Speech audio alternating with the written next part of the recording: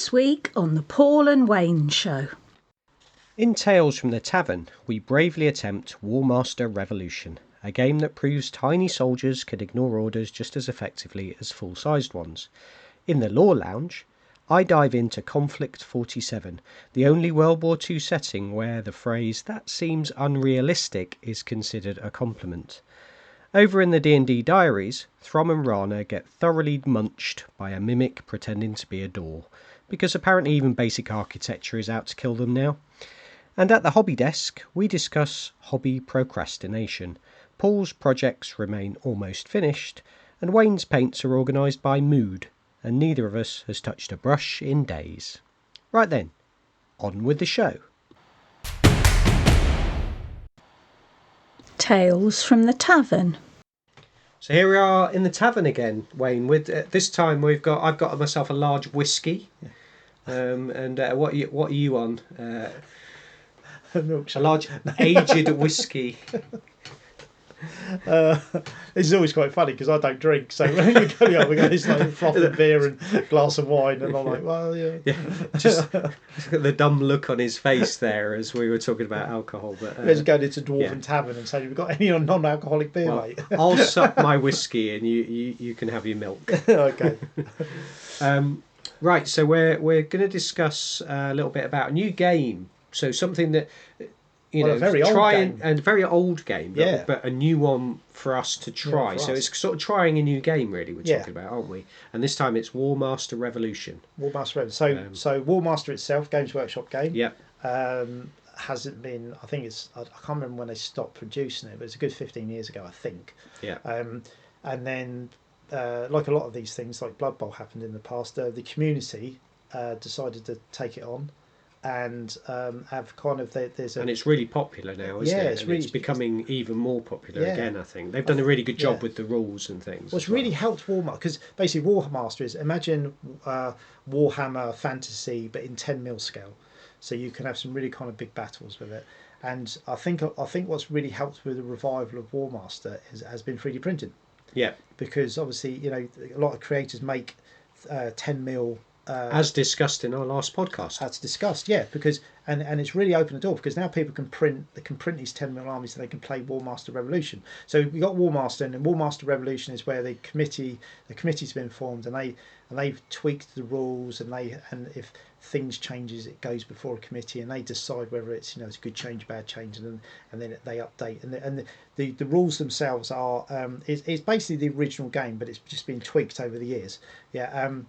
And it's a free PDF online. Yeah. And the fact that you've got guys that are, I've watched a lot of YouTube videos. There's a guy called Ian Standing, who's brilliant. He gives you like walkthroughs of he does breakdown videos of of each thing. Command, combat, of each shooting, of the factions as well. Or each of the factions. Yes, Ian's a great one to learn. If you want to really learn about the stuff, he's brilliant. So imagine, so all the armies, actually the choice of armies in Warmaster is a lot bigger than it is in Fantasy Battle Wars, or Old World. Because they've got some of the old ones, even the sort of non-PC ones as well. You can field. So you can field like all the High Elves, Dark Elves, Wood Elves. You can field Empire, Bretonnia, Skaven Beastmen, Chaos Warriors, Vampire Counts, Tomb Kings, Araby. This is quite impressive. Nippon, Cathay. He's not got this written down, folks. No, Kislev. I think there's about 26 armies. Wow. I think there's about 26 I didn't realise armies. it was quite that big. Yeah, and most of those armies you can easily find the files, or find people that print the files. I bet you can get all of them, because people are just amazing with what they produce. Norse. What they design. There's another one. Norse, yeah. You can do Norse. Really? Yeah. That sounds quite good. Yeah. Yeah, there's a Norse army. Yeah. So there's a whole range of armies, and they've all got. And what's really good about it, once you've learned the rules, so the way Warmaster works, it's kind of it's really about the command phase is really important. So basically, all your commanders have a command value, and they have to be close enough to units to be able to issue orders, and then you can issue multiple orders to a unit for it to kind of move, shoot, fight, whatever. You don't. Once they're in combat, they just fight anyway. And if things are closer to like 2W, you don't have to issue orders; they move on initiative. But it's really about managing your commanders. Because if they fail an order, they're done, aren't they? Yes. It. And if they fail an order, not only are they done, but the unit they were trying to issue an order on is done. Yeah. You can't then, so you've got to really think. And things like once your general's failed an order, your command phase is done. So you always use your general last. Is this something that you've struggled with a bit? Do you know what? I thought I would and I hadn't. No. I kind of got my head around that pretty quickly. But there is some things in the game where if you're used to, say, playing old fantasy battles, and there's things that in your head that should work in a certain way, and they don't necessarily work that way. Warmaster, so that was. I've only played one game. Yeah, I played 3, didn't I? Because I played on the Saturday, and I had 2 on the Saturday, and then had a game on the Sunday. And you came up for the Sunday to an appointment to play a game. And I was playing against Paul B, and Paul Buckler, and he's really good at teaching games as well. Yeah. But actually, by about turn 3, I had it. I think the rules are they're simple enough that you can then concentrate on thinking about your strategy. Yeah, I must admit, first game I got it, but I struggled. There was kind of elements about it with I was playing Skaven obviously, and they have little quirky rules like, so where a lot of commanders can so wizards might have, say, like a 30 centimetre range, heroes have a 60 centimetre range, and your general has a 100 centimetre range or something like that. Yeah, I think it might be 20. Yeah. With Skaven are 20. Just 20 across the board. Just 20, no matter what the character is. And it's centimetres, not inches. Yeah, centimetres. But on a 6x4 board, so it's a big board, isn't it? Yeah, so full size, 6x4 board. But it looks amazing because it's 10 mil. You have a lot of troops. But it looks like proper armies, and they look like really big armies. Yeah, it looks amazing on the table. Yeah.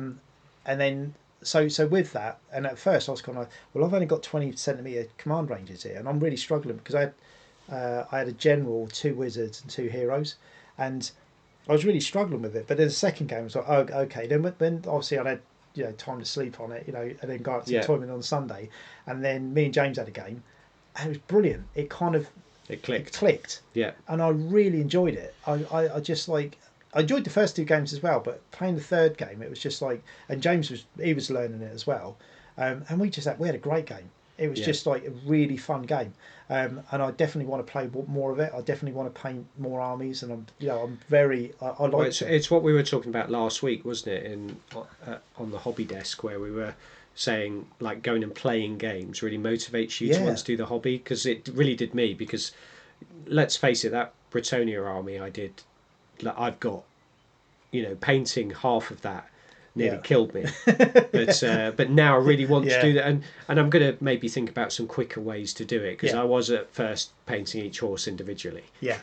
With individual coat different of arms. heraldry and all that kind of stuff. So I think I'll look for some quicker ways to do it, but I really want to get it finished because it'll look amazing on the table. I mean, I did like my. Well, the Skaven originally we painted because we were playing Warmaster in 10 mil, weren't we? Which is also really good. In 10 you mean Kings of War? Sorry, Kings of War. Yeah. It's Kings of War in 10 mil, which is why mine's all based wrong. Yeah. So I had to rebase.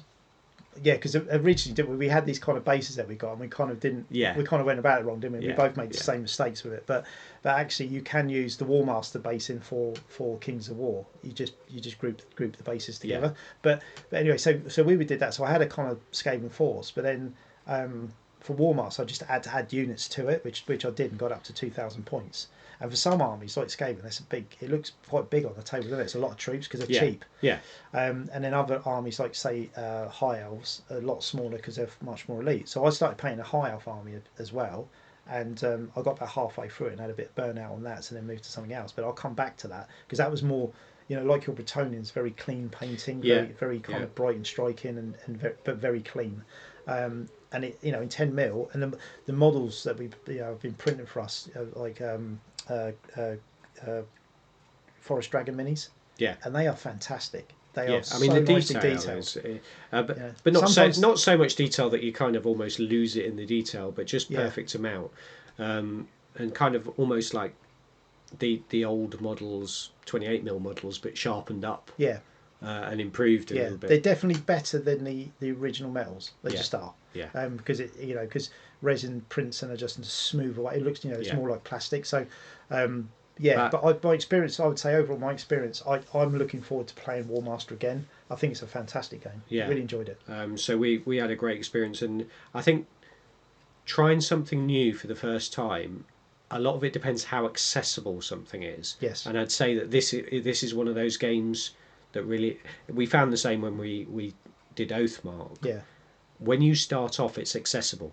If you can play the game and the rules aren't too sort of thick almost that we're too thick to play it. I think sometimes rules are just complicated for the sake of being complicated, or that's how they feel like when you're playing them.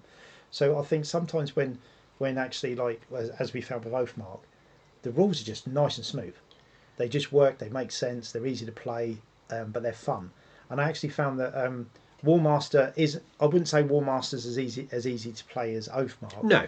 Because Warmaster kind of, when it comes to, because I'll be watching some more videos on movement and stuff, because there is some, I think there were some things that we were playing wrong. Yeah. But again, if you're, and what's really cool about Warmaster Revolution is when you consider it is supported by the community and the people putting time into it, but it's not supported by a company who's producing models for it, that has an update on the rule set. It's obviously it's GW, Games Workshop IP, but it's a dead game to them. Yeah. But actually, so we can play it in the way we want to, and our group can as well. Yeah. And several times, Paul said to me, "Oh, this is the way we play it. We find it better this way because it makes sense." Yeah. And who's going to stop you? I suppose there are Warmaster events. Yeah. So if you go to those, then you'll obviously have to play a certain way. Yeah, you'll have to clean up on the way you play. But actually, also if you're going there as a for your first time event, that'd be really good because if you're playing against seasoned players, you're gonna learn how to play it properly. Or you're going to learn those certain things that you didn't quite understand. So actually, it's probably a good way of picking up, getting sharper at the rules, which is always a good experience if you're willing to do that. But overall, I found it, considering like 3 games in, and kind of thought, I haven't mastered the rules yet, but I'm really enjoying it. Yeah, which is a great sign. And you can get through a game in a reasonable amount of time without having to have your head stuck in the rule book the whole time. Yeah, I think it helps when you're playing people who've played a fair bit before, but Paul was saying, wasn't he, that he would quite like to. Paul Buckler, he was saying that he would quite like to play in 3,000 points. Yes, because then it would look like a real big epic battle. I mean, that's a lot of painting. Because the one thing I would say about Warmaster, when you commit to it, is a lot of painting.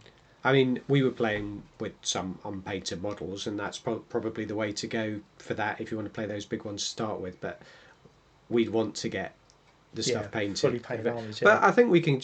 I'm quite happy to keep adding stuff to mine. Yeah. And let's face it, I know a person who can print me the models off. You do. I've also got a full from our famous trip where we originally bought the stuff from Rock Minis. I've got a whole Orc and Goblin army as well. Yeah. And I've got an undead army. So at some point that might be quicker to paint, although there's probably a lot more in the army again. Because that's when we first saw it, was when we first saw the 10mm stuff. So you bought originally, I bought Skaven, you had Bretonnians. Yeah. And then when we did our second purchase, you bought Orcs and Goblins and I bought Undead. Yeah. Vampire counts Undead. And we've got a load of 10mm scenery and stuff as well. So. Yeah, we've done loads of that. And obviously I've pretty much acquired the files for a lot of the armies that we would play. So it's a really good if you get a chance to try it, 3D PDF rules to download.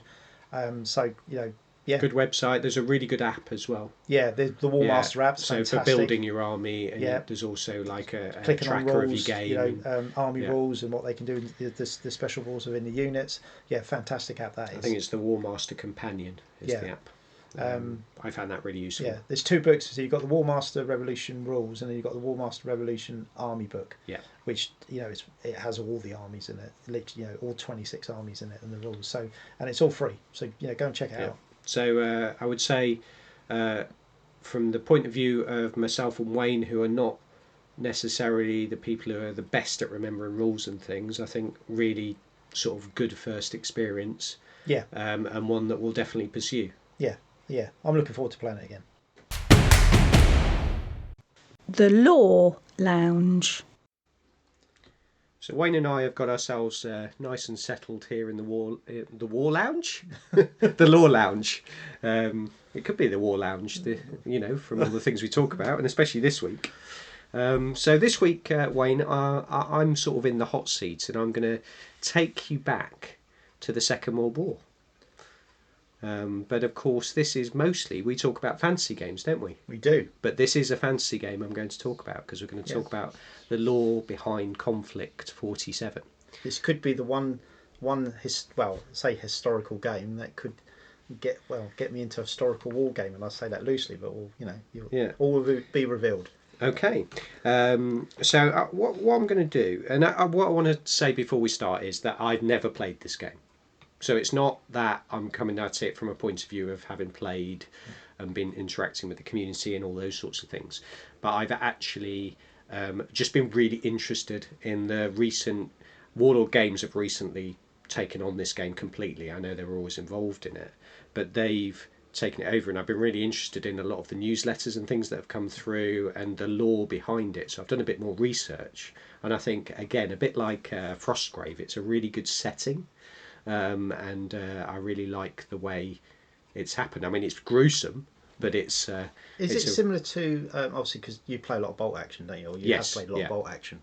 Is it... do you know if it's a similar rule set, or are they completely different? It's just the figures that you can kind of take from bolt action and use in Konflikkt 47? I believe the rule set is similar. Yeah. And you can use your bolt action forces in Konflikkt 47. And then just add the new stuff. Add the weird stuff in. Yeah.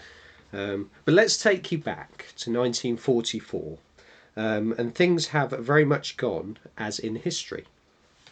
So the situation at that point is in early 1944. So you've got Axis powers, so Germany, Austria, and Japan, etc., are on the defensive. Yep. So they're on the defensive now. The war has kind of turned. You've got allies have seized the initiatives across all their different fronts, particularly on the Eastern Front. But it's still very hard fought at this point.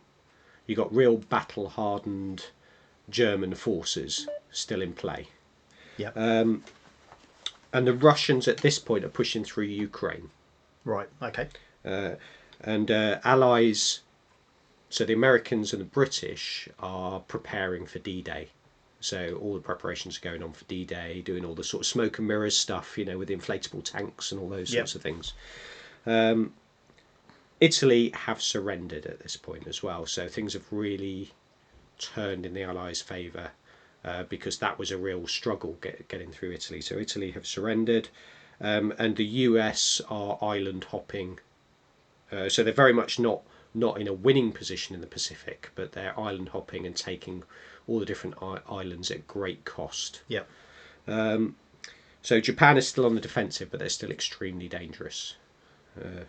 So this is where history and the history of Konflikkt 47 diverges. Because what happens is you've got the Manhattan Project in the US, where they're looking at developing the atomic bomb. Yeah. And there's a nuclear test that takes place at this point. And during the nuclear test, there's obviously a huge nuclear explosion, and this actually opens a rift in space and time. Ooh, okay. So this is where we start to get the sort of weird War II stuff starts to come through. Yeah. And through this rift, you get lots of strange energies and different phenomena coming through. And what happens is the scientists in the US who realise really quickly that you can weaponize a lot of this stuff. So soon after that, the US then deploy an atomic weapon, so much earlier than in the real World War. Yeah. But they go for Dresden in Germany. Right. And that what happens there is you get the nuclear explosion, it destroys the city, but it opens a second massive rift. So it becomes very clear that if nuclear weapons are going to be used, that they're going to open these rifts. And what happens in Dresden, it's sort of a bit different. becomes this reality warped zone. Right. And there's some great short stories that go along with this of like pilots that are the first ones to go over the area, and they see sort of strange things going on below, and almost like creatures and things moving and stuff like that where they shouldn't be. Yeah. So a few other things sort of happen at this point. So you got political upheaval in Germany, and a secret organisation kind of comes out of the shadows, and they're called the Green Vault. Mm. So they emerge openly, and they actually overthrow the Nazis. So are they German? So they're German, yep. German-based organisation, been sitting in the shadows, and they overthrow the Nazis. And of course, it's a good thing, right? Absolutely not. If anything, they're worse. Right. So what happens there is the Axis then is reorganised, yep. And they centre their operations on Dresden to make use of all this. So they're weaponising it. They're weaponising the same as it. the Allied forces are weaponising it. So actually, the Axis powers have become more dangerous, not less dangerous. So this would explain how all the armies get access to this other stuff. Yes. Yeah. Then in the US, something called Miracle Day happens. So you know that Franklin D. Roosevelt, he was really ill at this point because he died very shortly after the war. Okay. But he goes and he visits the Los Alamos Rift. Yeah. And he comes back and he's been healed. Ooh. So what happens there is he claims divine intervention. Because of course you do. Yeah, so I've been healed by God. Sounds a bit like what's going on nowadays. Very American thing to do. Yeah. And this obviously sparks then mass religious fervour in the US. So the US kind of changes into this holy... They see the war as some sort of holy crusade. Right, yeah. Because Well. they've had a sign. Yeah. So that's all of that has happened in 1944. So as 1944 then goes into 1945, you've got all of the major powers exploiting Rift technology as it becomes to be known. Yeah. So the Axis powers, they're the early leaders in this because they're more prepared to try things out. Yeah. And they develop things like undead units. Okay. So you get undead that are around this sort of rift around Dresden. Yeah. So they start to kind of utilise that, and then also advanced weapons that use this technology as well. So when you say undead, do you mean like zombies and stuff? Yeah, and we'll go through each of them in a little bit more detail with some of the units. Then you've got the Allies. So so this is mainly the US and the UK, and they're developing experimental weapons. So they've got things like walkers and advanced troops. Yeah. Troops that are kind of have some of the like drugged up troops, and also mechanised. So infantry. are these replacing tanks? Yeah, replacing tanks, and then your infantry have like specialist suits, and they're also amped up, like steroided up. Right. Troops. You've all seen the films of like where you've got these troops that have been like given stims and what was stuff the old like 80s film? Was it Universal Soldier? Yeah, that sort of thing. Yeah. And then you've got the Soviet Union. Yeah. So the Soviet Union, they start to pursue their own path with this, and they go down of a no holds barred extreme experimentation routes. Okay.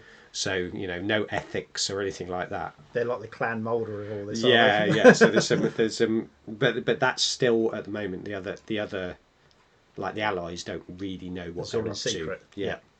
So we go into 1945 proper, and the alliance between the Allies and the Soviet Union breaks down. Right. So the Soviets definitely going their own way now. The USSR becomes a separate bloc power. And the war now moves into this sort of terrifying new era.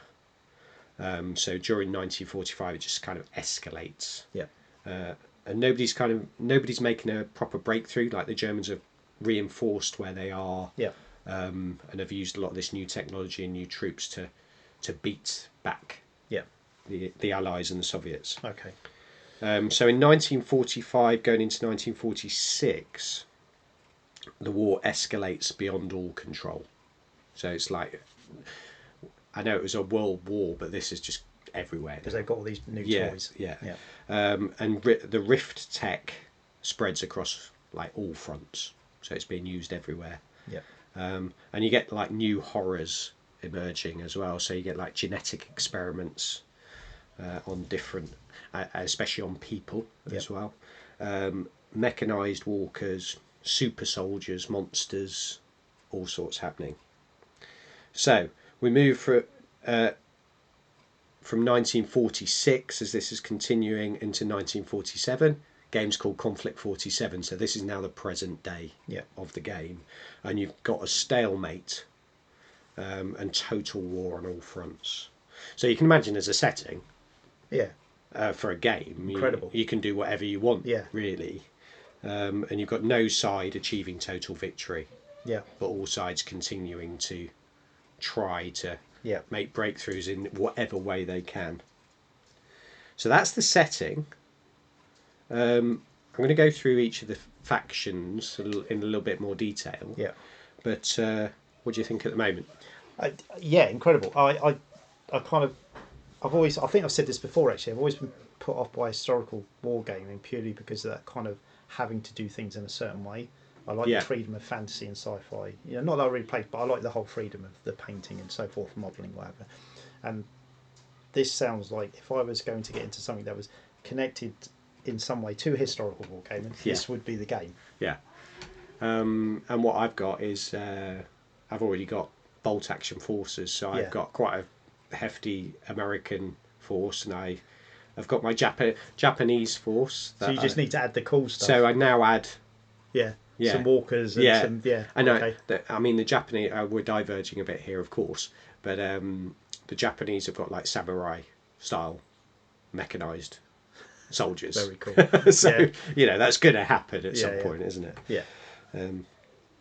Right. So if we go into the factions a little bit, then, so you got the Axis. So this is Germany and allies of Germany. So they're controlled by this shadowy green vault. So there's no individual person that we know of. Right. But it's the Green Vault. And they've got undead soldiers who are called the Totem Corps. Heavy shock troops. And they've kind of got arcane, almost like magical and tech fusion. So does this feed into that whole kind of like kind of theory about Hitler dabbling with the occult? I think it goes like right down into that as far as you can go. So you'd say it's like Nazi. In fact, my notes say Nazi occult horror meets mad science. Yeah. Which, and I think basically what it takes is it takes the archetypes of each of these nations at the time, and it really leans into them. So kind of like the flavour of was it like in Hellboy, the way Nazi Germany is in Hellboy, that kind of occult kind of flavour to it. Even the sort of Captain America and is it Red Skull, Wonder Woman, and that sort of thing, leans into that side of things. Is it Red Skull? I'm trying to think. I think you might be right. Yeah. So then you've got the US. Yep. So war is now. I quite like the way the US has gone. It's quite an interesting way of looking at it. So war is now a divine crusade. Yep. So you get things like jetpack troops. Right. So that fly in, and they're called Fireflies. You got Tesla-style weapons, not the car, but I suppose like an electrical, almost magical style weapons, and lots of super soldier programs going on in the background. So they very much see themselves as the good guys. Oh yeah. In all this, Yeah. When do they ever not? Well, yeah. So my note says industrial powerhouse, add religious zeal, add sci-fi tech. Yeah. Okay. So then you come on to the British Commonwealth. We're kind of the boring guys, I think. I was going to say we've got a far more pragmatic approach to all of this. Yeah. So you've got automation and AI like soldiers. Basically, what we've got less manpower. Yeah. So making the most of the manpower we have. Defensive disciplined warfare. Boo. Yeah. So things like robotic infantry, combined arms. I mean, we were having a chat before this about drones and things, weren't we? Yeah. So this is kind of. So this is basically about just protecting our borders and holding back. Yeah. Holding the enemy back. And the notes say you're very good at this, Wayne. Pragmatic empire using machines to survive. Right. Okay. Yeah. Well, you've described it very well, Paul. Yeah. So. Well, then you've got the Soviet bloc. Yeah. Okay, so is this where it all goes a bit mad? Yeah, a little bit. So they've broken away from any alliances. Yeah, they're very much standing on their own. Unless the Soviet bloc is not really an alliance; they're kind of imposed, but they are a group of countries, aren't they? So you get reverse engineered tech, so they take other people's tech and kind of go their own way with it. They did a lot of that during the war, anyway, didn't they? Brutal experimentation. Genetically enhanced troops as a result. Yep. And then they've got something that I just noted down. One of their troop types are called Ursus, and they're giant werebear troops. Cool. Got to paint some of those, haven't we? So notes say grim industrial body horror militarism. Right. So because haven't they got some? Or was it the Germans have got some almost like werewolves? They could have as well. Yeah, these are weird bears, aren't they? Yeah, they're bears. I'm sure, unless I've got that wrong, but I don't know if it might be the Germans. You might be right. They've got some kind of werewolf kind of looking unit. Because the Germans do have the bulk of the undead troops.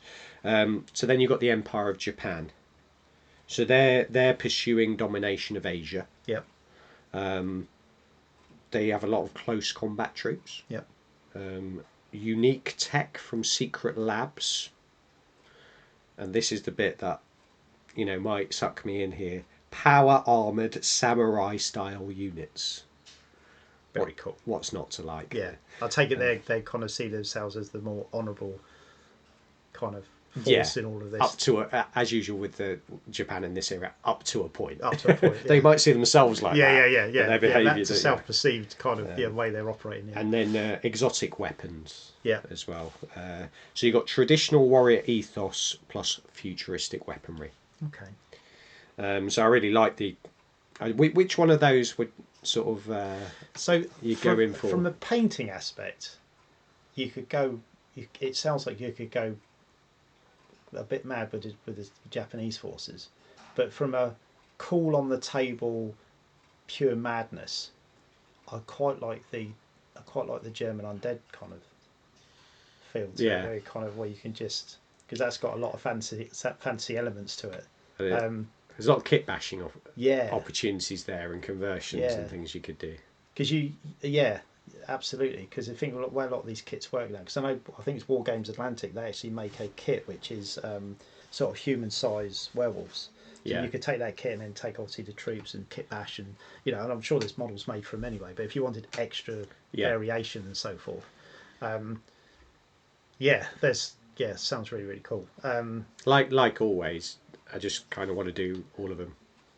There is that. They kind of I suppose it really depends on models, because even though, like you're saying, like the British seems to kind of like the boring faction, but if the models are really cool, then it just and they very much could be with, like, if you've got robotic infantry and things like that. I mean, I haven't delved too much.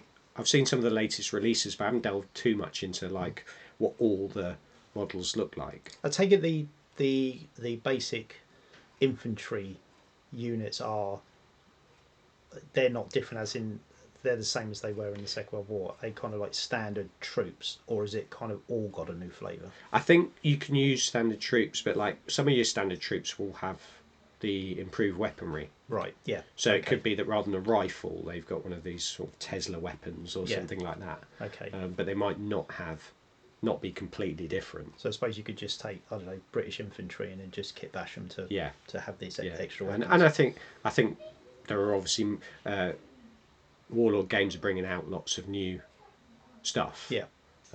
So interesting. Yeah. I actually want to play this now. Well, maybe we should. Yeah, maybe it sounds we should, really, really cool. Maybe we should give it a go. And because for the we've got to do it, Wayne, for the podcast. Yeah. Yeah, it's all for the podcast. It's all for the people listening. People want to hear it. We were talking off air. Like, so my first kind of knowledge of Konflikkt 47 was years ago when I went to Adepticon. I'm trying to think what year it was, but years ago, went to Adepticon. Me and Dan went out there, and we had like when you kind of got out there, you got a goodie bag. So there was kind of like models and bits and bobs and all sorts in it. And one of the things that was in it was Konflikkt 47, and it was a small. I wish I'd kept it now. It was a small booklet on the history. Oh, okay. As it was written at the beginning, and I remember reading it in the hotel room. Because it was a brand new game then, it was almost like they were trying to launch it. They were trying to get it out and get some, get people to sort of know about the game. And I remember just sitting in the hotel room and reading it. And I'd obviously forgot it all since then, but I was thinking this looks really interesting, And so it's. I'm glad it's. Because I did send you. They brought out a new starter set. Yeah. And I did send you the link, didn't I? You did. Yeah, For once, I haven't just bought it though. Right. Yeah. I think that's probably more to do with the fact that you've got bolt action army, so yes. It's kind of like you can pick and choose what you want to add in, can't you?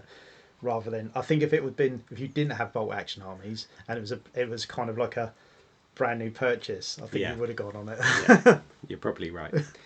So just to sort of put a pin in this, the setting is a mix of technology without limits. Yep.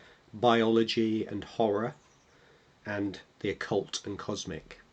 So all the things that make a great game, as far as I'm concerned. And also from a production standpoint, for the companies, the company making the models, for Warlord Games, it's kind of like there's no real limit, is there? No. You can just keep adding stuff as the story progresses, because you can add other events. Yeah. When you get different editions of the game, yeah. and you can just because you're just creating an alternative history, aren't you? I believe there's a new book coming out as well. I don't know whether it's a campaign book. I'll look a bit more closely, and people who know about it, who are listening to this, are going, "Oh, these guys are getting it all wrong." But yeah, it'd be quite interesting to see where they take it from there, because and I quite like the fact it's got an anchor in Second World War. Yeah. So you've got that kind of anchor in real events that can influence. Yeah, you can kind of new events. There's that kind of relatability that you kind of everyone knows a little bit about history in the Second World War. Even if it's limited knowledge, but everyone can kind of straight away can kind of get where it's coming from. It'd be interesting if they did editions depending on how the war progresses. So it'd be like Konflikkt 47 now, next edition's Konflikkt 48, 49. Do you know what I mean? So that would be quite interesting. I don't know how that would work from a marketing point of view, but yeah, and then you could kind of so it's almost like it's not, because that'd be quite clever actually, because if it wouldn't be like a new edition of the game, even though it would be a new edition of the game, but it's like you can play each edition in the year that it's for. Yeah. No, that would be great. So they're all kind of current. Well, we could do that anyway. Yeah, yeah. So another campaign for us. Absolutely. Because we haven't got enough going on. No. There's never enough. D&D Diaries. Last time on D&D Diaries, our heroes pressed deeper into the bowels of the Death House, where the decor continued its proud tradition of damp, cursed and aggressively unfriendly. The air grew colder, the walls tighter, and the sense of absolutely terrible decisions stronger with every step. Throm led the charge, straight into a pit trap. Only quick reflexes saved him from becoming hobgoblin kebab, though the spikes still left him leaking in several inconvenient places. Before the party could recover, ghouls in ceremonial rags lurched from the shadows. The fight was vicious. Throm went down again. Candu hauled him back from the brink, and a storm of arrows and radiant energy finally put the undead back where they belonged. But the house wasn't done. In a chamber of gloom, a vampiric statue clutching an obsidian orb tempted fate, and Stumpy obliged again. Shadows erupted, draining strength and hope in equal measure. Rana and Throm collapsed under the assault, their life force slipping away. Candu and Stumpy fought tooth and nail to keep them alive, banishing the shadows at great cost. Battered, bruised and held together by willpower, and questionable first aid, the party retreated into a narrow alcove. There, in the cold dark, they found a sliver of sanctuary, huddled together, whispering reassurances and clinging to the fragile hope that dawn might still come. And that's where we pick up, in the dark, in the dread, and very much in over their heads. Session 4. The Mimic Incident. Emerging from the shadows, the party limped onward, wounds freshly patched and spirits flickering. Beneath the death house, the air was thick with mildew and menace. Throm, ever the brute scout, stumbled upon a hidden door, but as he pressed against it, the wood rippled and bit back. The mimic revealed its true form, gnashing into Throm with jagged teeth. Stumpy fired a bolt meant to save his companion, but it veered left, grazing Throm's most sensitive region. Candu followed with a firebolt that singed the opposite side. With a roar and a wrench, Throm tore himself free, only to be dragged back into unconsciousness by the mimic's relentless bite. Rana rushed in, radiant energy flaring, only to be felled himself. Stumpy, undeterred, revived Throm, and together they battered the mimic into a twitching heap. Rana was stabilised, his breath shallow but steady. As the mimic dissolved into ichor, a pulse of arcane energy surged through the chamber. Each adventurer felt it, like a breath of destiny. Candu's senses sharpened, his aim truer than ever. Rana's divine connection deepened, his healing touch now radiant with celestial warmth. Stumpy's craftsmanship evolved, bolts now humming with arcane precision. And Rom's rage intensified, his strikes echoing with primal fury. They had grown, hardened, levelled up. Venturing deeper, the party disturbed two long-dead residents, now risen as ghasts.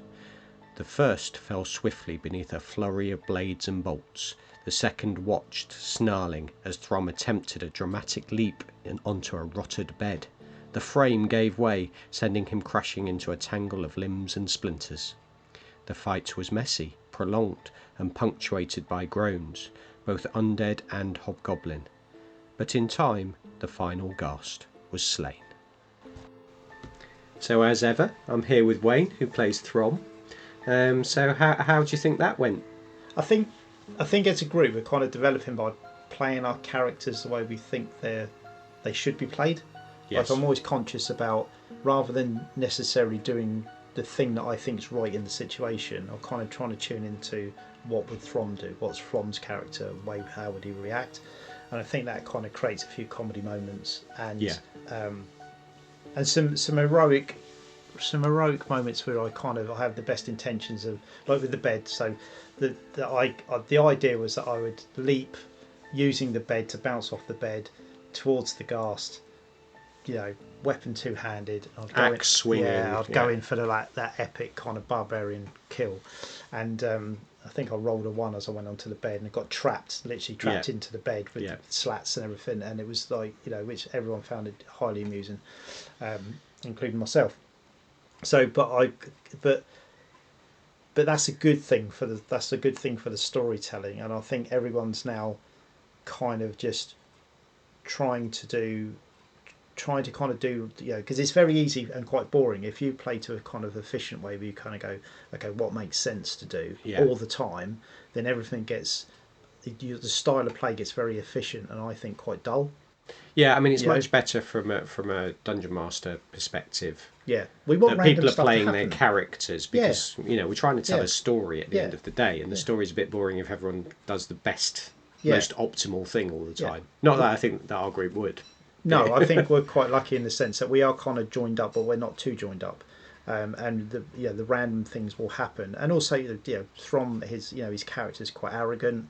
He thinks he's more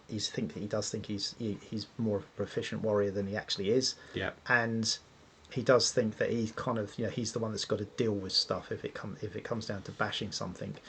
And but in reality, his armor class is lower than everyone else's. Yes, so he gets hit much more easily. He also is out front a lot, so he gets caught, like the mimic. Yeah, he was just going through a door. Yeah. To be fair, but the door wasn't a door. Yeah.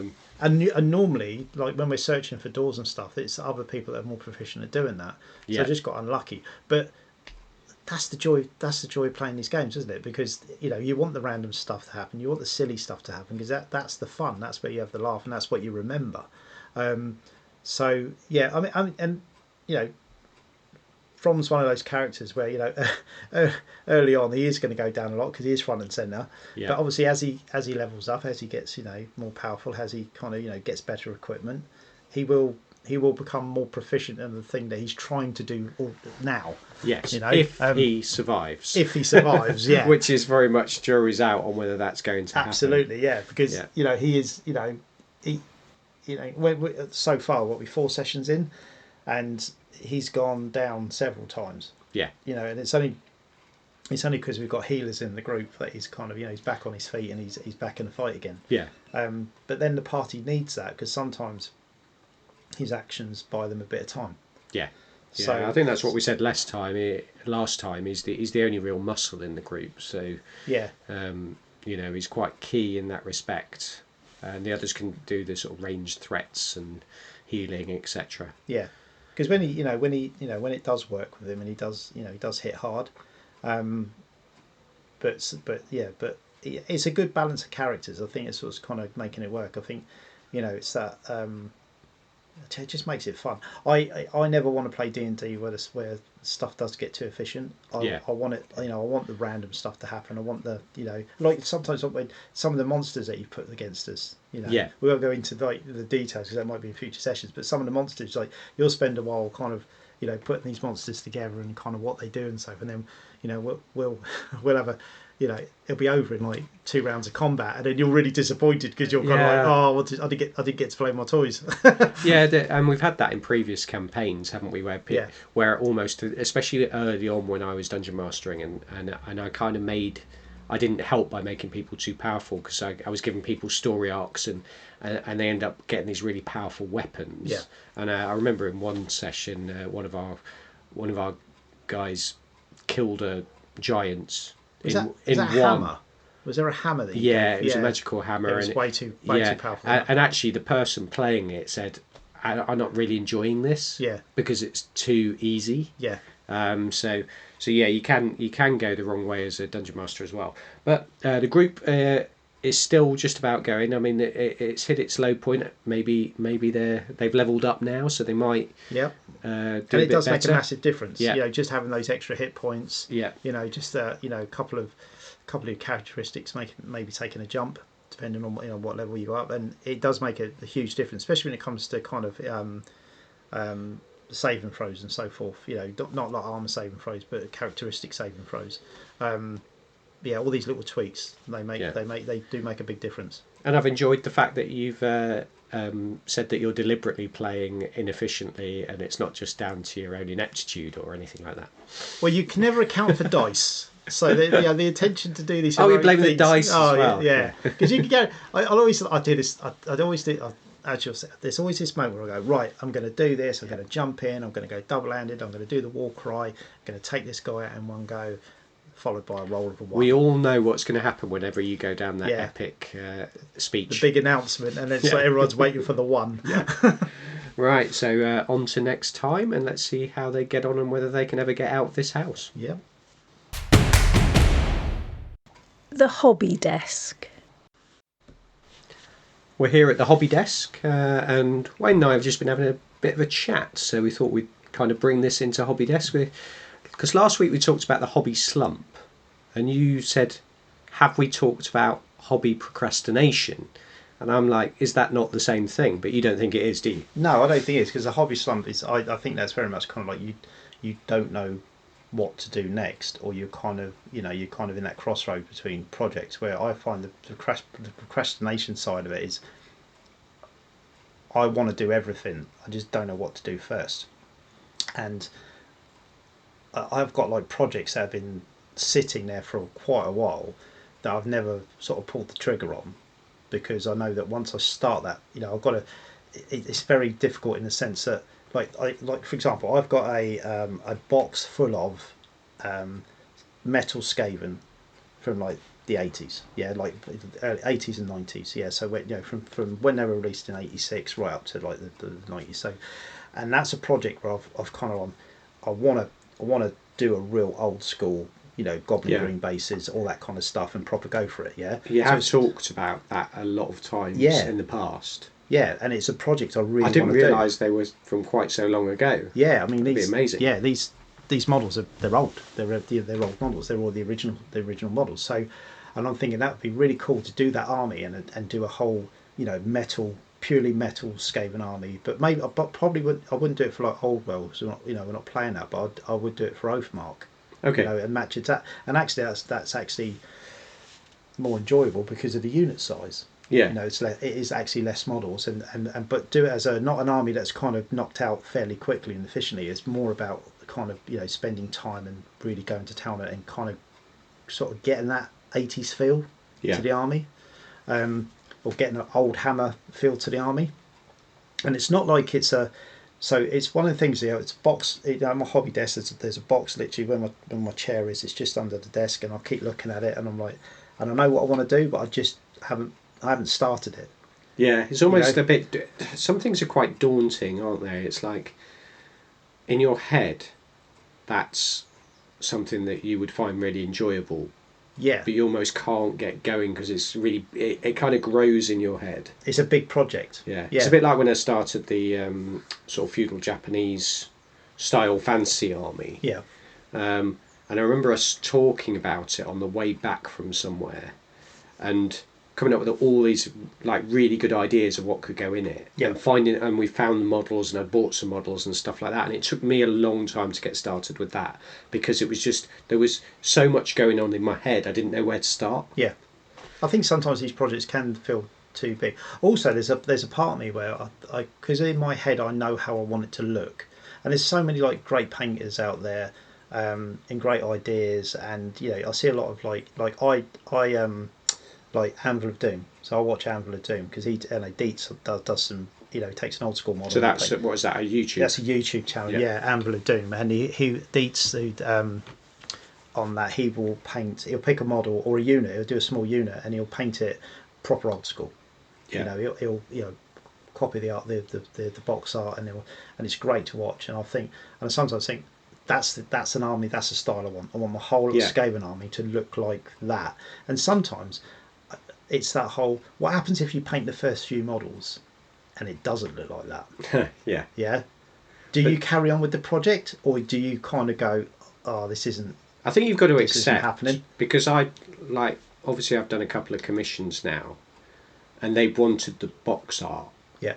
And you've got to accept that you don't actually know what exact colours have been used on that box art. Yeah. And that it's not going to be exactly the same. You've got to kind of take some liberties with it and just get a general feel for it. So and you bang on there. It's absolutely it's the vibe, isn't it? Yeah. It's the vibe of the model you're looking for. And even that, I'm kind of like, because the thing is, you can do these things if you plan properly. You do don't just jump into it. Kind of do a bit of proper planning, and you can do these things. But then I've got an Oathmark elf army, so the North Star minis, the actual Oathmark models, and dwarves as well. And I've just got to a stage now where I finished the undead for now, because every army is for now, isn't it? You never, you can always go back and add more. So got the orcs and goblins done, got the kind of Skaven Oathmark army done with using a lot of my Age of Sigmar Skaven of Warmaster Fantasy Battle before, and then the undead are done now. So it's kind of like, what's the new project? And I'm really kind of looking forward to starting a new project. But this is where the procrastination comes in, because I'm kind of like, what is that new project? Yeah. It's not a slump at all. It's very much like I want to crack on and do this thing. But so the ideas I've been toying with. So I've thought about doing the elves, but doing a real kind of wood elf style army for Oathmark. And then using things like the stats for like giant spiders, but maybe using them as like a tree-kin kind of thing, because I've got some. Because I've got an entire wood elf army that I bought from Paul B. Yeah. And I've painted a few of them in a couple of units, and I did actually use them in some old world games early on. But they're all sat there. I literally got an elf army that I could do for Oathmark. And again, it's all done for. It's still sat in that box though. Yeah, because a lot of that army's fantastic because it's the old models, isn't it? Yeah. A lot of it's the original, some of the really old elf models, and it looks great. But yeah, it's all on square. It's all on the right base size. Yeah. So you could just use it. So I think with the project is rather than just kind of pick units, paint them, and kind of just see how it builds. I'm kind of thinking actually no, I want to kind of, do I go down the route of like I'm going to paint a real kind of sort of old school looking wood elf army, and then just use some of the stats for other creatures in Oathmark because that's the joy of it, where you can mix and match, and then they represent like, so the giant would actually be like the treeman. So use the but use a treeman model because I've basically converted a model for that, and then maybe like spiders or the wolfen. Maybe they're like the treekin, if you like. So I can kind of get that whole wood elf vibe to it, with like cavalry and tree spirits and kind of thing. So that would be really cool. Or one of the other ideas was because Oathmark, where you've got the kingdom building and you can kind of pick units and do what you want and mix and match, is go for more like a sort of Dogs of War style army. So so every unit that you paint is a separate project. Yeah. Separate colour scheme, separate project, and then you build the army that way. Because I thought about that, like, so here's you've got an island, a pirate island, where all these different sort of factions, because they're not bothered about where you come from. Yeah. So you've got all these different factions on this island, and they create this sort of very multicultural force that goes out and raids other places, etc. Yeah, because then you can have like anything you want in it. Yeah, because then you could do like, I don't know, Dark Elf Corsairs would be your Dark Elf, and then you've got your kind of your humans as the pirates, your orc, your orc sort of war boss with these lads that you've got some like ship that looks like it's about to sink at any moment because it's been patched together. But you could really do that, couldn't you? Because you could just, I like the freedom of it, where you kind of go, actually, I'm not gonna.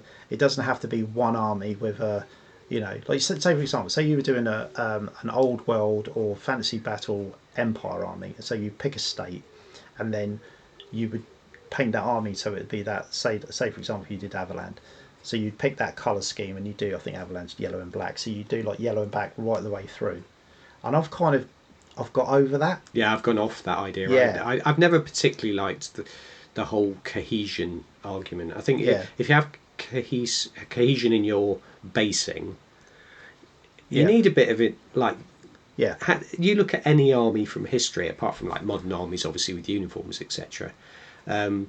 Like any sort of medieval army or something like that, all look completely different. Yeah, all of their coats of arms are different, etc. There's no issue in uniform, are they? But we're going down a real rabbit hole here, Wayne, and we need to stop, otherwise this episode's going to be too long. So we're going to stop there, and we in no way worked out how to get through hobby procrastination. No, I don't. We've had a good chat. I don't think we ever will. I think it's just there. Yeah.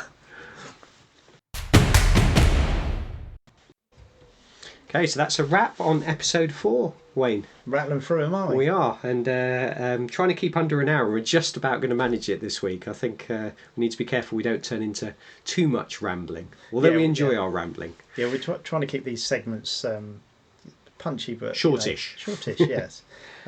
Which is a good thing, because if we're talking about a subject that maybe people aren't into, that it's not a game they play, or they kind of don't really associate with it, then it's not too. It's we move on to the next subject quickly. Hopefully we're opening new avenues for people, and even if they don't want to play, that they're interested in finding out about it. Yeah. And that's one of the things that we're going to do, is we're going to look into games that we've never played, and look at the lore and various other things. And hopefully shed a bit of light on these other games for other people to look into. Yeah. To finish off then, I wanted to give a shout out to a podcast I've been listening to. I play Age of Sigmar tournaments, etc., and it's a very fast moving game, as you know. Yep. And it's really useful for keeping up with the latest books and things coming out. It's called How Many Wands, and it is our friend Paul, Paul Buckler, and Rich, and Also Matt Clark as well, Yep. who and talking of rambling, they do like a good ramble. There's lots of. It's probably a bit less family friendly than ours as well, just to Yep. warn you. But it's really But if you want to useful. stay up to date with Really Age useful. of Sigmar, with what's going on, and tactics, rules, queries, all that kind of stuff, then give it a listen. They're really good. They go through like tournaments they go to as Yep. well, so you find out about actual gameplay. So do go and listen to that. So it's called How Many Ones, and you can get it in all good podcast locations. Just then very quick shout out to finish off. So don't forget our website, ughobby.com, Instagram ughobby, and various other things that I can't ever remember at the end. Did you upload the pictures of the undead? Yes. You did. Right, Yeah, okay. so I put that on the Instagram. That's on our Instagram. Awesome. So very good pictures of stuff that Wayne has been working on. So there you go. That's the end of our episode this week. Thanks Bye-bye. for listening.